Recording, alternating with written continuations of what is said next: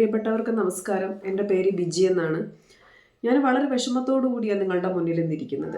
കാരണം എന്താ വെച്ചാൽ, വെറും 23 വയസ്സ് മാത്രം പ്രായമുള്ള ഒരു ചെക്കനാണ് അവൻ്റെ അമ്മയും അനിയനെയും ഉൾപ്പെടെ 5-6 പേരെ വളരെ ക്രൂരമായിട്ട് ഉപദ്രവിച്ചിരിക്കുന്നത്.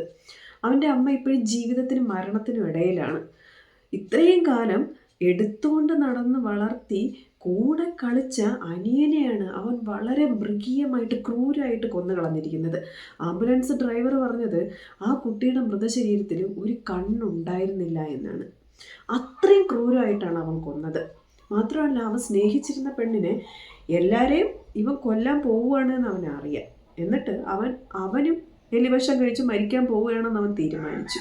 അപ്പോൾ അവൻ സ്നേഹിച്ചിരുന്ന പെണ്ണ് സമാധാനത്തോടെ ജീവിക്കരുതെന്ന് കരുതിയിട്ട് അവളെയും വിളിച്ചു വരുത്തി അവളെയും കൊലപ്പെടുത്തിയ ആ ചെക്കൻ്റെ മാനസിക അവസ്ഥ, മയക്കുമരുന്ന് ഉപയോഗിക്കുന്നുണ്ട്, അതുകൊണ്ടാണ് ഇങ്ങനെയൊക്കെ ചെയ്യുന്നതെന്ന് പറഞ്ഞെങ്കിലും അവൻ്റെ മനസ്സിനുള്ളിൽ എന്തായിരിക്കും ഇതിന് കാരണം? അച്ഛന് കടമുണ്ട്, ആ കടത്തിൻ്റെ നാണക്കേട് കൊണ്ട് ജീവിക്കാൻ വയ്യ, അതുകൊണ്ട് എല്ലാവരെയും കൊന്നു കളയാന്നൊക്കെ തീരുമാനിച്ചതെന്നൊക്കെയാണ് അവൻ ന്യായം പറയുന്നത്. പക്ഷേ അതൊക്കെ ഒരു കാരണമാണോ ഇങ്ങനെ കൊലപ്പെടുത്താൻ? ഇങ്ങനെ അത്രയും ക്രൂരമായിട്ട് കൊലപ്പെടുത്താൻ, അതും 2 മണിക്കൂർ കൊണ്ടാണ് അവൻ 2-3 സ്ഥലങ്ങളിൽ വേറെ ആരും അറിയാണ്ട്, നാട്ടുകാരും അറിയാണ്ട് ഇവ പോലീസിന് കീഴടങ്ങുന്നത് വരെ ആരും അറിഞ്ഞില്ല എന്നുള്ളതാണ് കാര്യം. ഇത് മാത്രമാണോ? 2-3 ആഴ്ച മുമ്പാണ് 9ാം ക്ലാസ്സിൽ പഠിക്കുന്ന ഒരു കുട്ടീനെ അവൻ്റെ സീനിയർ വിദ്യാർത്ഥികൾ റാഗ് ചെയ്തിട്ട് അവ ആത്മഹത്യ ചെയ്തുന്നത്. അത് ആത്മഹത്യ എന്നൊന്നും പറയാൻ പറ്റൂല, അതൊരു കൊലപാതകം തന്നെയാണ്.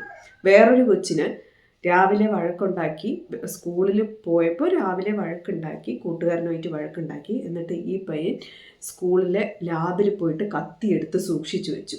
എന്നിട്ട് സ്കൂൾ ബസ് കയറിയപ്പം മറ്റവനെ കുത്തി. അടുത്ത് കോട്ടയം മെഡിക്കൽ കോളേജിൽ ഒരു നേഴ്സിംഗ് വിദ്യാർത്ഥിയെ എന്തൊക്കെ ചെയ്തത് നമ്മൾ സോഷ്യൽ മീഡിയകളിലൊക്കെ കണ്ടതാണ്.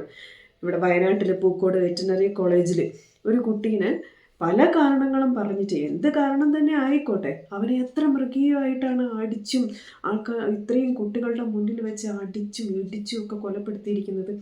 നമ്മളെ നാട്ടിലെ യുവതലമുറ എങ്ങോട്ടാണ് പോകുന്നത്? ഇതിനൊക്കെ കാരണം എന്താണ്? ഈ റാഗിങ് എന്നൊക്കെ പറയണത് നമ്മൾ പഠിക്കുന്ന സമയത്ത് പ്രൊഫഷണൽ കോളേജുകളിൽ ഉണ്ടായിരുന്ന ഒരു സംഭവമാണ് അല്ലേ. ആർട്സ് കോളേജിലൊന്നും റാഗിങ്ങിനെ പറ്റിയിട്ടൊന്നും കേട്ടിട്ടില്ല. അവിടുന്ന് ആ അവസ്ഥയിൽ നിന്ന് മാറിയിട്ടാണ് ഇന്ന് 9ാം ക്ലാസ്സിൽ പഠിക്കുന്ന ഒരു കൊച്ചിനെ റാഗ് ചെയ്ത് അവനെ ആത്മഹത്യയിലേക്ക് പ്രേരിപ്പിച്ചു എന്നുള്ള കാര്യം നമ്മൾ അറിയുന്നത്. റാഗിങ് വേണം വേണ്ടാന്നൊന്നും ഞാൻ പറയുന്നില്ല. ഞാൻ കോഴിക്കോട് മെഡിക്കൽ കോളേജിലാണ് പഠിച്ചത്. നമുക്ക് പല സിറ്റുവേഷനും ഫേസ് ചെയ്യണമെങ്കിൽ നമുക്ക് മനക്കരുത്ത് വേണം. കാരണം ഇന്നത്തെ കാര്യമല്ല കേട്ടോ ഞാൻ പറയണേ. നമ്മൾ പഠിക്കുന്ന സമയത്ത് നമ്മൾ +2 കഴിഞ്ഞിട്ടാണ് ആ പ്രൊഫഷണൽ കോളേജിലേക്ക് പോകുന്നത്. അപ്പം നമ്മുടെ മനസ്സിനൊരു ശക്തി കിട്ടാൻ വേണ്ടിയിട്ട് എല്ലാവരുടെ മുമ്പിൽ നിന്ന് ഒരു പാട്ട് പാടുക, ഒരു ഡാൻസ് കളിക്കുക, ഇതൊക്കെ വേണം. കാരണം ആരെങ്കിലും ഇപ്പോൾ ഡോക്ടർ വന്ദനേനെയൊക്കെ കൊന്ന മാതിരി പെട്ടെന്നൊരു സിറ്റുവേഷനിൽ എന്തെങ്കിലും നമ്മൾ ഫേസ് ചെയ്യേണ്ടി വന്നാൽ അതിനെ തരണം ചെയ്യാനുള്ള ഒരു മനക്കെട്ടി, ഒരു ആത്മധൈര്യം ഉണ്ടാവാൻ റാഗിങ് ഒക്കെ വേണം എന്ന് തന്നെയാണ് ഞാൻ പറയണത്. അത് വേണ്ടാന്നൊന്നും ഞാൻ പറയുന്നില്ല. പക്ഷേ ഒരു കൊലപാതകത്തിലേക്ക് നയിക്കുന്ന, വളരെ ക്രൂരമായിട്ടൊരു കുട്ടീനെ ഉപദ്രവിക്കാൻ അങ്ങോട്ടേക്ക് നയിക്കുന്ന തരത്തിലുള്ള റാഗിങ് എന്തിനാണ്, എന്താവശ്യത്തിനാണ്? അതൊക്കെ റാഗിങ് എന്ന് പറയാൻ പറ്റുമോ? ആ വാക്ക് അതിന് ഉപയോഗിക്കാൻ പറ്റുമോ? ഇപ്പോൾ നമ്മുടെ സമൂഹത്തിൽ നടക്കുന്നത് അതാണ്. ഇതിനൊക്കെ കാരണം എന്താണ്? വെറും 23 വയസ്സായ ചെറുക്കൻ എല്ലാവരും ചുറ്റികൊണ്ടും അതുകൊണ്ടും ഇതുകൊണ്ടൊക്കെ വെറുതെ നമുക്കൊരു കോഴീനെ കറി വയ്ക്കാൻ വരെ, കോഴീനെ കൊല്ലാൻ വരെ പേടിയാണ്, ഒരു പൂച്ചനെ കല്ലെടുത്തെറിയാൻ പേടിയാണ്. അങ്ങനെയുള്ള ഒരു തലമുറയിൽ നിന്നും ഒന്ന് പറഞ്ഞ് രണ്ടാമത്തേന് അടി, കുത്ത്, കൊല, അങ്ങനെയുള്ളിടത്തേക്ക് എത്താൻ എന്താണ് കാരണം? ഒന്നാമത്തെ കാരണം ഇപ്പോൾ ഇറങ്ങുന്ന സിനിമകൾ തന്നെയാണ്. ഓരോ നടന്മാർ ഇത്രയാണ് ഉണ്ടാവുക. അവന്മാർ ഒന്ന് ഊതിയാൽ തന്നെ വില്ലന്മാരൊക്കെ പറന്നു, 4 വശത്തേക്കാണ് ഇങ്ങനെ പറന്നു പോകുന്നത്. അതൊക്കെ കണ്ടുകൊണ്ടിരിക്കുന്ന ഈ പിള്ളേരുടെ മനസ്സിലേക്ക് ഇത് ഇങ്ങനെ കയറി വരില്ലേ, നമ്മളും അങ്ങനെയാണ്, നമുക്കും അങ്ങനെയൊക്കെ ചെയ്യാൻ പറ്റും. ഇപ്പം ഉദാഹരണത്തിന് ഞാൻ പറയാം, ഇപ്പം നമ്മുടെ ടൊവിനോൻ്റെ മിന്നൽ മുരളി ഇറങ്ങി, സ്പൈഡർമാൻ, ബാറ്റ്മാൻ, അങ്ങനെയുള്ള സിനിമകൾ ഓക്കെ സമ്മതിച്ചു. കാരണം അതിനൊരു അമാനുഷിക പരിവേഷമൊക്കെ ഉണ്ട്. അമാനുഷിക ശക്തി കിട്ടുമ്പോൾ, അങ്ങനെ ഒരു ശക്തി കിട്ടിയാലേ നമുക്ക് അങ്ങനെ പ്രവർത്തിക്കാൻ പറ്റുള്ളൂ എന്നൊരു ചിന്ത കുട്ടികളുടെ മനസ്സിലുണ്ടാവും. പക്ഷെ ബാക്കിയുള്ള സിനിമകളുടെയൊക്കെ ഒരു അവസ്ഥ ഒന്ന് ആലോചിച്ച് നോക്ക്. ഇപ്പം നമ്മുടെ മലയാള സിനിമയിലുണ്ട്. ആദ്യമൊക്കെ തമിഴ്, തെലുങ്ക് അങ്ങനെയുള്ള സിനിമകളിലൊക്കെ ഉണ്ടായിരുന്നുള്ളൂ. നായകൻ എന്ന് പറയണം ഭയങ്കര സംഭവമാണ്, അവനൊന്ന് ഇങ്ങനെ ഒന്ന് ആക്കിയാൽ തന്നെ എല്ലാവരും പറന്നു, അങ്ങനെ ഒരവസ്ഥയാണ്. പക്ഷെ ഇപ്പോഴത്തെ മലയാള സിനിമകളൊന്നും, ആ മാർക്കോ സിനിമയിലൊക്കെ എന്തോന്നാണ് കാണിച്ചു വെച്ചിരിക്കുന്നത്. അതുപോലെയാണ് ഈ ചെക്കൻ ഇപ്പോൾ ചെയ്തു വെച്ചേക്കുന്നത്. എല്ലാം കൊലയൊക്കെ ചെയ്ത് കഴിഞ്ഞിട്ട് അവസാനം പിന്നെ ഗ്യാസ് സിലിണ്ടർ തുറന്നു വെച്ചിട്ട് വന്നിരിക്കുക. ഈ സിനിമയൊക്കെ കണ്ട് ഈ ഫിലിമുകൾ തന്നെയാണ് പിള്ളേരെ അഫക്റ്റ് ചെയ്യുന്നത്. അവരുടെ മനസ്സിലേക്ക് ഈ വിഷം കുത്തിവെച്ച് കൊടുക്കുന്നത് ഇങ്ങനത്തെ സിനിമകളാണ്. അതാണ് എനിക്ക് പറയാനുള്ളത്. സോഷ്യൽ മീഡിയകൾ ഉപയോഗം, ഇപ്പോഴത്തെ പിള്ളേർക്ക് ക്ഷമയുണ്ടോ? ഫോൺ എടുക്കുക, അവർ ഇൻസ്റ്റഗ്രാം എടുക്കുക, യൂട്യൂബ് എടുക്കുക, ഫേസ്ബുക്ക് എടുക്കുക. ഇപ്പോഴത്തെ പിള്ളേർ മിക്കവാറും ഇൻസ്റ്റഗ്രാമിൽ തന്നെയാണ്. അത് വീഡിയോസ് അവർ കാണൂല, അവർ കാണുന്നത് ഷോർട്സാണ്. ഷോർട്സ് കാണാൻ അവർക്ക് ഇഷ്ടമില്ലാണെങ്കിൽ നീക്കി. അവർക്ക് ക്ഷമ എന്ന് പറയണ ഒരു സംഭവമില്ല. എനിക്കുണ്ട് 2 മക്കൾ. എൻ്റെ മോളുടെ വയസ്സുള്ള അതേ പ്രായമുള്ള ഒരു കുട്ടിയെയാണ് ഇന്ന് അവൻ്റെ അനിയനെ കൊലപ്പെടുത്തിയിരിക്കുന്നത്. എൻ്റെ 2 മക്കളുണ്ട്. ഒരാൾക്ക് 14 വയസ്സായി, ഒരാൾക്ക് 10 വയസ്സായി. അവരും ഫോൺ എടുത്താൽ അവർക്കൊന്നും ക്ഷമയില്ല. ഒരു വീഡിയോ കാണാനുള്ള ക്ഷമ അവർക്കില്ല. അവർക്ക് എന്താണ്, ഷോർട്സ് കാണും. നമ്മൾ എന്തെങ്കിലും പറയുമ്പോഴത്തേക്കും അവർക്ക് കുറച്ച് നേരം ക്ഷമിച്ചിരുന്ന് കേൾക്കാനുള്ള ഒരു ശക്തി അവരുടെ മനസ്സിന് നഷ്ടമായിക്കൊണ്ടിരിക്കുകയാണ്. ഒരു സാധനം അവർ വാങ്ങിത്തരാൻ പറഞ്ഞു, നമുക്കത് പറ്റില്ല, നമ്മൾ നെക്സ്റ്റ് ഡേ എന്ന് പറഞ്ഞാൽ അതവർക്ക് ഉൾക്കൊള്ളാനുള്ളൊരു മാനസികാവസ്ഥ അവർക്കില്ല.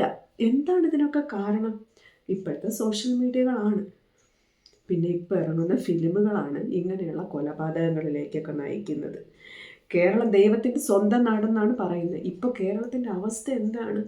എൻ്റെ അമ്മയെ ആലോചിക്കുമ്പോൾ നമുക്കൊക്കെ, നമ്മുടെ മക്കളൊക്കെ കുറച്ച് കാലം കഴിയുമ്പോൾ എവിടെ എത്തും എന്നുള്ളൊരു ആദിയാണ് എനിക്ക്. സത്യം പറഞ്ഞാൽ എനിക്കൊക്കെ പേടിയാണ്.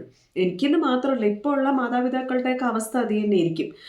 നമ്മുടെ മക്കൾക്ക് ഒരു 20-22 വയസ്സ്, അതായത് അവരുടെ ജീവിതം സെറ്റാക്കാൻ എന്താണ് നമ്മൾ ചെയ്യേണ്ടതെന്നുള്ളത് നമ്മൾ അവരെ എവിടെ വിട്ട് പഠിപ്പിക്കും?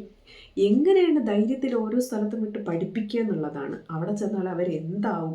അവരായിട്ടൊന്നിനും പോയിട്ടില്ലെങ്കിലും അവരെ അതിലേക്ക് വലിച്ചഴിക്കുന്ന ആൾക്കാർ ചുറ്റുമുണ്ട്. മത്സരാധിഷ്ഠിതമായിട്ടുള്ള ഒരു ചുറ്റുപാടിലൂടെ പോയിക്കൊണ്ടിരിക്കുകയാണ് നമ്മൾ.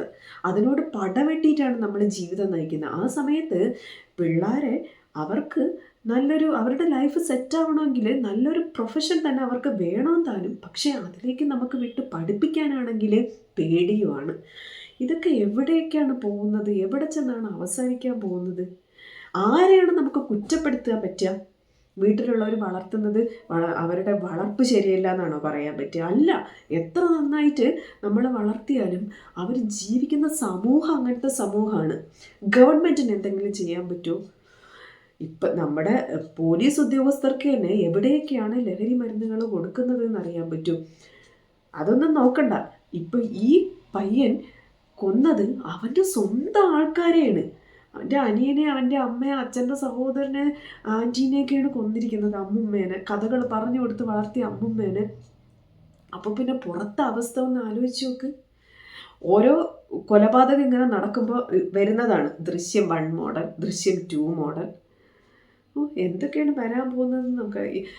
എൻ്റെ പ്രിയപ്പെട്ടവരോട് ആദ്യത്തെ കാര്യം എനിക്ക് പറയാനുള്ളത് നമ്മുടെ തിരക്കഥാകൃത്തുക്കളോടും സംവിധായകന്മാരോടും. നമുക്ക് കണ്ടുകൊണ്ടിരിക്കാൻ നല്ല രസമാണ് ഓരോ സിനിമകളും. അടുത്ത നിമിഷത്തിൽ എന്താവും എന്ന് കണ്ടുകൊണ്ടിരിക്കാൻ രസമാണ്. പക്ഷെ അത് അബ്സോർബ് ചെയ്തെടുക്കുന്ന ഒരു യുവതലമുറ എന്നൊന്നും പറയാൻ പറ്റൂല. ബാക്കിയുള്ളവരായാലും ഇതുപോലെ ഒന്ന് കൊന്നുകളഞ്ഞാൽ എന്താ, കുറേ കാലമായിട്ട് ഇവ ശല്യപ്പെടുത്തിക്കൊണ്ടിരിക്കുകയാണ്, അവനെ ഇതുപോലെ ഒന്ന് കൊന്നുകളഞ്ഞാൽ ആരും അറിയാൻ പോകുന്നില്ല എന്ന് ചിന്തിക്കുന്ന കുറേ ആൾക്കാരാണിപ്പോൾ ഉള്ളത്. അപ്പോൾ എനിക്ക് പറയാനുള്ളത്, ഈ അത്രയധികം വയലൻസ് ഉള്ള സിനിമകൾ ദയവ് ചെയ്ത് നിങ്ങൾ ഇറക്കാണ്ടിരിക്കുക. നിങ്ങൾക്കും ഉണ്ട് മക്കൾ, അവരും വളർന്ന് വലുതായിട്ട് വരികയാണ്. അവരെയെങ്കിലും ഓർത്തിട്ടെങ്കിലും നിങ്ങൾ ഇത്തരത്തിലുള്ള ഫിലിമുകൾ ഇറക്കാണ്ടിരിക്കുക എന്നൊരു അപേക്ഷയുള്ളൂ. അതുപോലെ തന്നെയാണ് മക്കളോട് എനിക്ക് പറയാനുള്ളതാണ്. നിങ്ങൾ സോഷ്യൽ മീഡിയ ഉപയോഗിച്ച് എത്രയോ കുട്ടികൾ സോഷ്യൽ മീഡിയകൾ നല്ല കാര്യത്തിന് വേണ്ടി ഉപയോഗിക്കുന്നു. എന്തൊക്കെ അവർ കണ്ടുപിടിക്കുന്നു, പുതിയ പുതിയ സംഗതികൾ, പുതിയ സോഫ്റ്റ്വെയറുകൾ കണ്ടുപിടിക്കുന്നു. നിങ്ങൾ അതിന് ഉപയോഗിക്ക്. എൻ്റർടൈൻമെൻറ്റ് വേണം കുറച്ച് സമയമൊക്കെ. പക്ഷെ നിങ്ങൾ ബുക്ക് വായിക്കാൻ ശ്രമിക്കുക. നല്ല നല്ല ബുക്കുകളുണ്ട്. ഓരോ പബ്ലിഷേഴ്സിൻ്റെ അടുത്ത് നല്ല ബുക്കുകളുണ്ട്. ആ ബുക്കുകളൊന്ന് വായിക്കാൻ നിങ്ങളോട് പറഞ്ഞിട്ട് കാര്യമില്ല. കാരണം ബുക്ക് വായിക്കുക എന്ന് പറയുന്നത് ഇപ്പോഴത്തെ കുട്ടികളോട് പറഞ്ഞിട്ട് കാര്യമില്ല. മക്കളോട് എനിക്ക് പറയാനുള്ള, നിങ്ങൾ അങ്ങനെ സോഷ്യൽ മീഡിയ ഉപയോഗിക്കണമെന്ന് തോന്നുന്ന സമയത്ത് ബുക്ക് വായിക്കുക, അല്ലെങ്കിൽ കൂട്ടുകാരുടെ കൂടെ കളിക്കുക. ഏറ്റവും നല്ലൊരു മാർഗ്ഗം അതാണ്.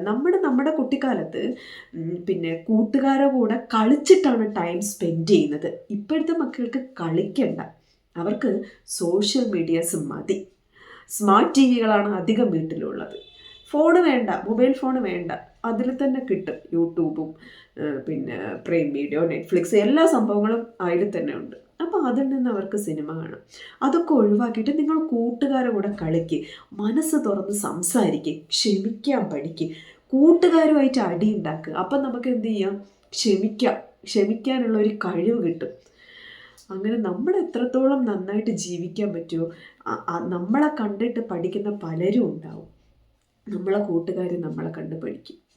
അങ്ങനെ നമ്മുടെ ഭാവിക്ക് വേണ്ടിയിട്ട് മക്കളെ നിങ്ങളുടെ ഭാവിക്ക് വേണ്ടിയിട്ട് നിങ്ങൾ ഈ വയലൻസൊക്കെ ഒഴിവാക്കിയിട്ട് ഇതൊക്കെ മറന്നിട്ട് നന്നായിട്ട് ജീവിക്കാൻ പഠിക്കും. കാരണം കുറച്ചും കൂടെ അങ്ങോട്ട് പോയാൽ എങ്ങനെ ജീവിക്കുന്നു നമുക്കറിയില്ല. കാരണം കുറച്ച് അങ്ങോട്ട് ചെന്നാൽ ഡോക്ടർമാരുടെ ഒന്നും ആവശ്യം വരില്ല, ഫുൾ AI ആണ്.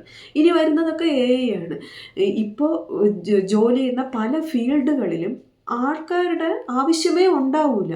അതുകൊണ്ട് നമ്മൾ ഈ സോഷ്യൽ മീഡിയാസ് അങ്ങനത്തതിന് വേണ്ടിയിട്ട് ഉപയോഗിക്കും. പുതിയ ടെക്നോളജികൾ കണ്ടുപിടിക്കും. എന്തൊക്കെ ചെയ്ത് കഴിഞ്ഞാൽ നമുക്ക് ഭാവിയിലേക്ക് പോവാം, ഭാവിയിൽ സുരക്ഷിതമായിട്ട് ജീവിക്കാം എന്ന് കണ്ടുപിടിക്കും. അങ്ങനെ നിങ്ങൾ സന്തോഷമായിട്ട് ജീവിച്ചാൽ ഇങ്ങനെയുള്ള വയലൻസുകൾ നമുക്ക് ഒഴിവാക്കാം. അതുകൊണ്ട് എനിക്ക് മക്കളോടാണ് പറയാനുള്ളത്, നിങ്ങൾക്ക് കിട്ടുന്ന സൗകര്യങ്ങൾ നല്ലതിന് വേണ്ടിയിട്ട് ഉപയോഗിക്കുക. നിങ്ങളെ വളർത്തുന്ന അച്ഛനും അമ്മയ്ക്കും വേണ്ടിയിട്ടല്ല, നിങ്ങൾക്ക് നന്നായിട്ട് ജീവിക്കാൻ, സന്തോഷത്തോടെ ജീവിക്കാൻ വേണ്ടിയിട്ട്. നിങ്ങൾ വിചാരിക്കുന്നുണ്ടാവും ലഹരി ഉപയോഗിച്ചാൽ നമുക്ക് സന്തോഷം കിട്ടില്ലേന്ന്. ഒരു നിമിഷത്തെ സന്തോഷമായിരിക്കും നിങ്ങൾക്ക് കിട്ടുന്നത്. ആ നിമിഷം നിങ്ങൾ ചെയ്യുന്ന കാര്യങ്ങൾ എന്താണെന്ന് നിങ്ങൾക്ക് പോലും അറിഞ്ഞുകൂടാ. അതുകൊണ്ട് ആ ലഹരിനെയും അതൊക്കെ, സോഷ്യൽ മീഡിയ എന്ന് പറയുന്നത് ഒരു ലഹരിയാണ്. ഇപ്പോൾ പിള്ളേർക്ക് ഫോൺ അവിടെ വെച്ചിട്ട് അവർക്കത് നിങ്ങൾക്കത് എടുത്തിട്ടില്ലെങ്കിൽ എന്തൊരു ബുദ്ധിമുട്ടാണ്. ഒരു മെസ്സേജ് വന്നാൽ അതപ്പോൾ തുറന്നു നോക്കിയില്ലെങ്കിൽ എന്ത് ബുദ്ധിമുട്ടാണ്. അതാണ് ലഹരി എന്ന് പറയുന്നത്. മദ്യവും മയക്കുമരുന്നും മാത്രമല്ല, ഈ ലഹരിയൊക്കെ നിങ്ങൾ ഒഴിവാക്കി വയ്ക്കുക. പറ്റുന്ന സമയം, അധിക സമയവും എല്ലാവരോടും വർത്താനം പറയാൻ ശ്രമിക്കുക. സ്കൂളിൽ നടന്ന കാര്യങ്ങളൊക്കെ വീട്ടിൽ വന്നിട്ട് സംസാരിക്കുക. വീട്ടിലുള്ള അച്ഛനും അമ്മയും അവരെ കേൾക്കുക, മക്കളെ കേൾക്കുക. അവർക്ക് വേണ്ടിയിട്ട് എത്ര സമയം സ്പെൻഡ് ചെയ്യുന്നു, അതാണ് നമ്മൾ അവർക്ക് ചെയ്യാൻ പറ്റുന്ന ഏറ്റവും വലിയ കാര്യം എന്ന് പറയുന്നത്. അതുപോലെ തന്നെ മക്കളും നിങ്ങൾക്ക് കിട്ടിയ സൗകര്യങ്ങൾ മാക്സിമം നല്ലതിന് വേണ്ടിയിട്ട് ഉപയോഗിക്കുക. നല്ല രീതിയിൽ മുന്നേറുക, വയലൻസ് ഒഴിവാക്കുക, നന്നായിട്ട് ജീവിക്കുക. നന്ദി.